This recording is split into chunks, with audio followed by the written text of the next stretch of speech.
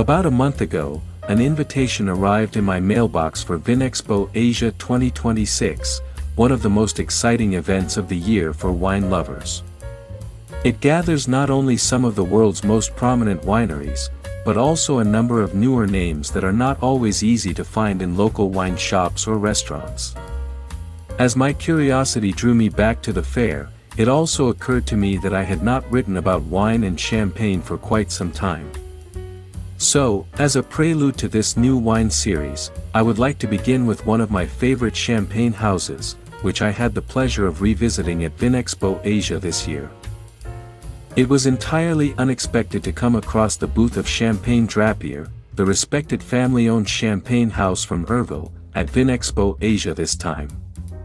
What made the moment especially meaningful was my reunion with the house's president, Mr. Michel Drappier, whom I had not seen for nearly a decade. As the seventh generation of the family, he continues to steward the house with remarkable energy and dedication, welcoming guests with genuine warmth at the booth. His hospitality immediately brought back memories of my visit to his family's cellar and the estate in July 2015, a memory that still feels vivid and heartfelt. One of the pleasures of visiting the booth of Champagne Drappier was tasting a wide range of the house's cuvées and recent releases, which gave me another chance to appreciate the house's distinctive savoir-faire.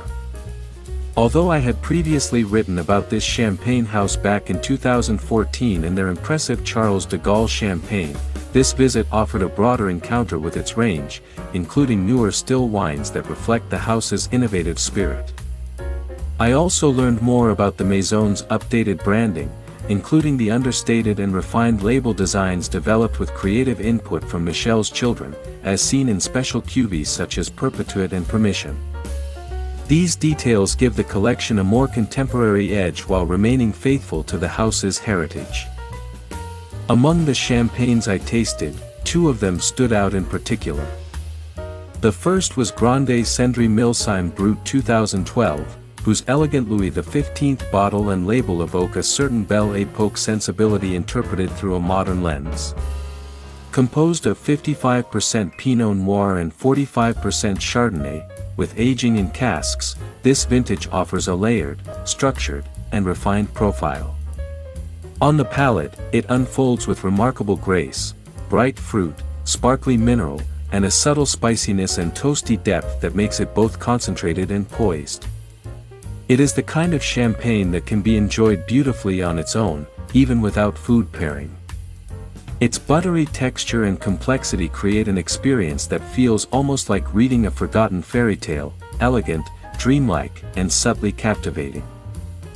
The second one that I found intriguing is their Trop, faut champagne, a particularly memorable cuvée made from 100% Fromenteau, also known as Pinot Gris, a forgotten champagne grape variety, with base wines drawn equally from the 2019 and 2020 harvests. Aged on laths for 3 years and left unfiltered or clarified, it expresses the house's willingness to explore less conventional paths while remaining deeply rooted in craftsmanship. Created by Michel and his son Hugo, its name translates as "too much is not enough," adding a playful note to this unique addition on top of the artistic label design.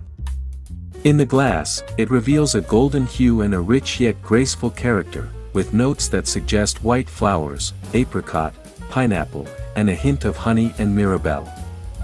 Silky and full-bodied, it feels both distinctive and composed, and it would be equally appealing on its own or with fish, simple pasta, and summer vegetable dishes.